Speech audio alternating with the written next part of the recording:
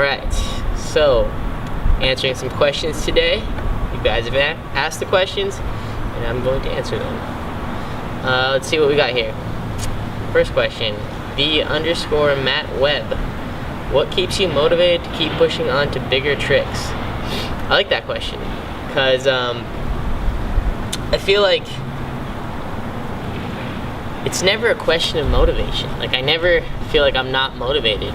If I feel like I'm not motivated, then I'm like, what am I skating for? You know, it's like I always want to learn more, and I apply that with anything I do in my life. In skating, and if I want to learn something, it's always like that, like, okay, what's the next step kind of process that goes through my mind. So there's nothing in particular that keeps me motivated, but it's the kind of mindset that I just always have with whatever I'm doing. So if it doesn't intrigue you, if it doesn't kind of spark you up, then it's like it's hard to keep going. But if you are fully involved, you fully love it, like every day it's all you think about, then that problem is kind of like it doesn't really happen.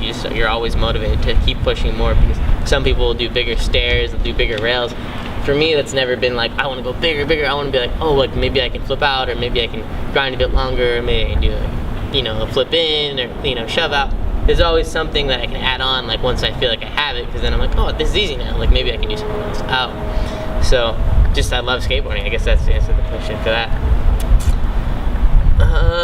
Let's see, what else we got here? Alt.Jacob.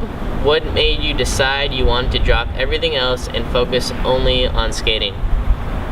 This is another like kind of similar answer to this. Like, there was never a point where I was just like, I'm dropping everything and focusing on skating. It was just, I love skating, and that's gonna take priority over everything else. So I just was doing that, like, since the beginning. I was like, I love skating. And like, I started when I was about 11 years old. I was playing lacrosse at the time, and eventually I just stopped showing up for practice and only going for games until my coach called me and was like, you can't just do that, you have to show up, you have to be here for the practice and for the games. And I was just like, well, I'm not gonna do that. And he was just like, well, I'm not gonna play you then. I was like, well, then I'm not coming back. And I was at the skate park when he made that call, and I just shut the phone off, and it was just always something that took priority over everything else for me. So there's never a point where I was just like, I'm dropping everything, I'm just gonna skate. And like, obviously, like, I didn't drop out of school or anything. Like, I made sure that my studies and my academics were another priority for me, because that just, your learning process it helps you with skating and with everything else. So all that stuff just kind of feeds back into skating. So that was just always a priority for me. I always just wanted to skate. Black_Flabungai. How do you get past the fear of landing a trick there's a high risk of getting hurt on? Well, the thing with that is, like, I don't really try tricks that there's a super high risk of getting hurt on. That's like not a thing that I do. I do something where I know I'm gonna do it, or there's a good chance I'm gonna do it. So that's kind of how I go about it. If it's way too far out of my comfort zone, then I'm pushing too hard, like, then I have to build my way up there. If it's up here and I'm down here, then I'm making a ladder to get to here. So I won't be like, oh my god, like, I'm so scared, I'm gonna try, like, kickflip, backtail, big flip down this rail when I haven't backtail flipped out down a rail. It's just stepping stones along the way. So when I go to do something, I'm like, I know I'm gonna do it. And that's usually how I do things. So what's coming up next in skating for you? You're my favorite skater, by the way. Smiley face. Hey, what's up? Adamus #1, thank you. Just kind of just skating right now, and I just really want to do well in the next street league, and maybe the Olympics and stuff too. So just kind of gonna see how it goes for this year, and try to just do better than I've done before, and just keep progressing myself. That's pretty much it. Ooh, Matt_Route2. What is your favorite part of yours? Of mine? Probably usually it's like, it's always like the part that I'm working on is like gonna be my favorite. But I guess like probably right now is just my blinded part. I was hyped on that. I tried really hard for that, so stoked on that, man.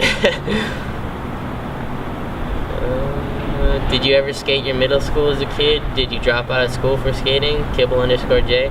I did not drop out of school for skating. I actually started an online homeschooling program that I did myself, and actually got a little scholarship through it because I was doing well and traveling and stuff. So never have I ever wanted to sidestep education for skating. It's, to me, like I said before, is just something that goes in hand. If you want to learn something, you can learn it through skating. You can learn anything with the same process. So having an education, I think, is beneficial in every kind of way. You should never just be like, I'm going to drop learning altogether, because when you're skateboarding, all you're doing is learning. So it goes hand in hand.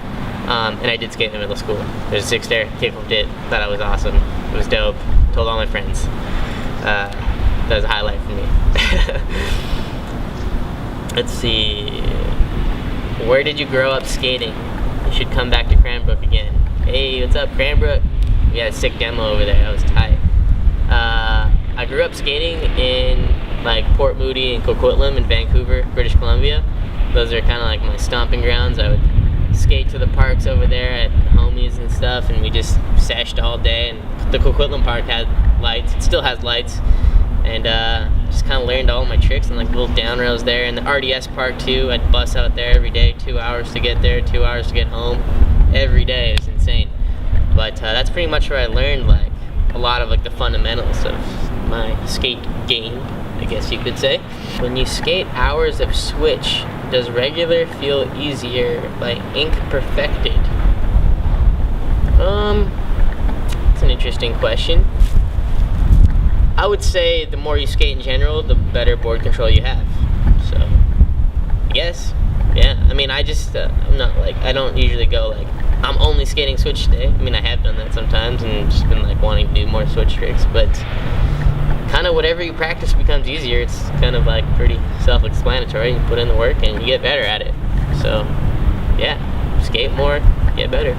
What is your favorite flat ground trick, and what trick is your favorite for stairs?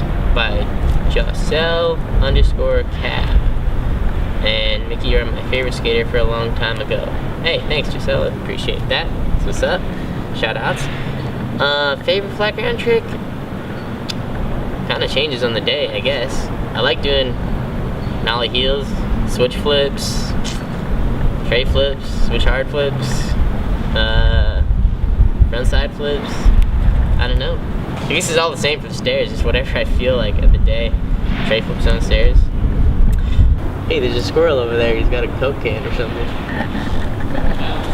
Got the goods. Oh my god, I'm Chelsea. Do you like it when they call you Big Papa? Well, I do like it. Don't love it, but I do like it. Let's see what else. What was your first deck, and when did you buy your own? By mythislife_.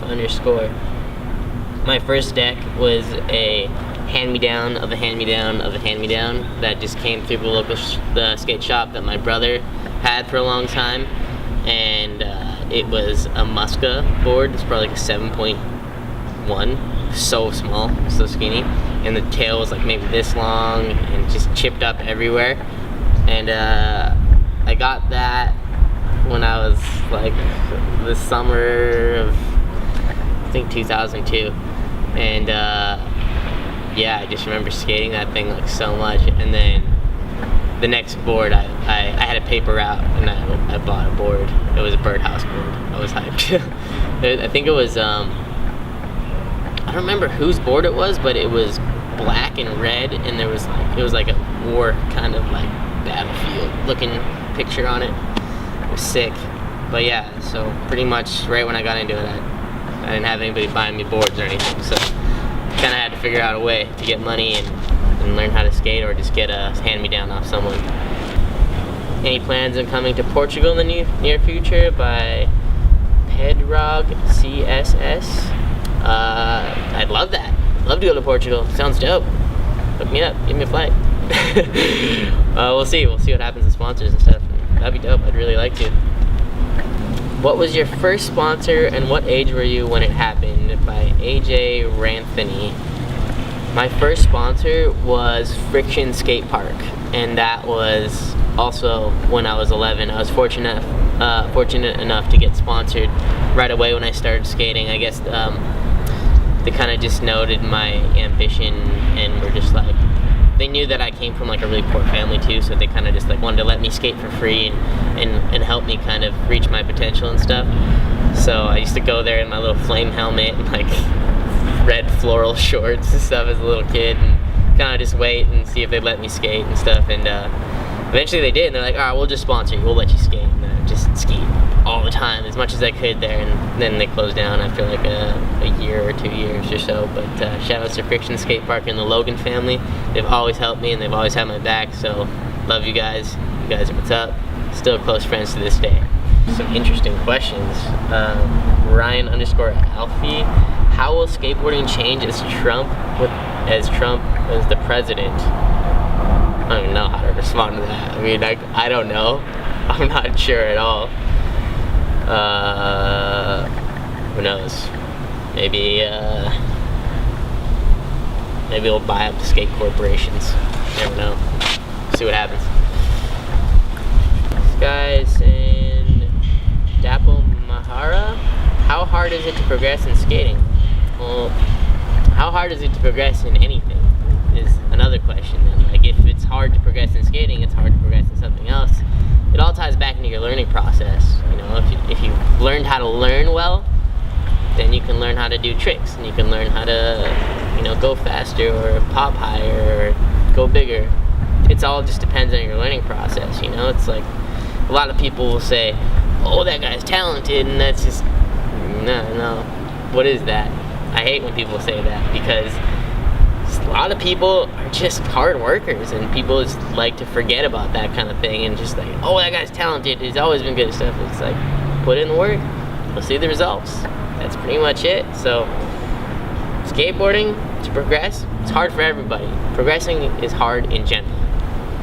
The thing is, you just have to stay diligent and just keep doing what you're doing, and if you love what you're doing, it's not that hard. So that's pretty much it. If you love it, then it's not that hard. You just keep getting better because you keep wanting to do it. Julia Myola, she asked, what trick am I most proud of, and what did it take to get it? What did I have to go through?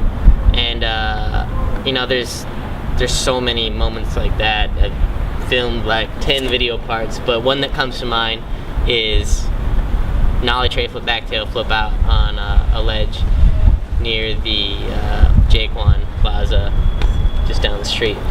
And it was just kind of like it was one of those days, and I kind of wasn't like really like going through all my tricks or anything. I was just kind of like messing around at the courthouse ledges, and I was just like trying to do some nollie tray flip backtails, and I was just like sliding in pretty good like every try. Like I was getting in good, and I was just like, man, that would be like a dream trick of mine to do a nollie tray flip backtail and flip out. And then I had filmed a big spin out, and I was just like, man, like, oh, I should just try this. It would be so sick to like get it somewhere on film. And I just really liked the way that ledge looked, like lit up. And so we went there that night, and then I managed to get it a few times and like got one that I thought was like usable. And so like kind of just going through that, lighting it up, and just like feeling the slide, getting better and better at it, locking in faster and faster, sliding more and more until like I was sliding the whole portion of the ledge that was unknobbed, and then I'd hit the knob, so I had to kind of like slow down a little bit. But then kind of landing it, like, oh my god, I landed it, and then landing it a little better, like, oh my god, I landed it, that's usable, but I think I can still do it better.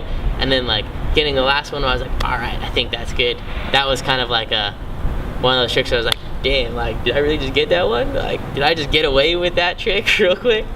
So it was just kind of like I was just feeling it that day for nollie tray flip backtails, and luckily I didn't have to kill myself for it. So that, I mean, that's the kind of skating I always like, not trying to kill yourself for a trick, but to see how far you can push your own abilities. That's pretty much it. So those are the questions that you guys asked. There's some other random ones in there, but I feel like those are the ones that stood out to me, and hope you guys like my answers. If not, ask somebody else.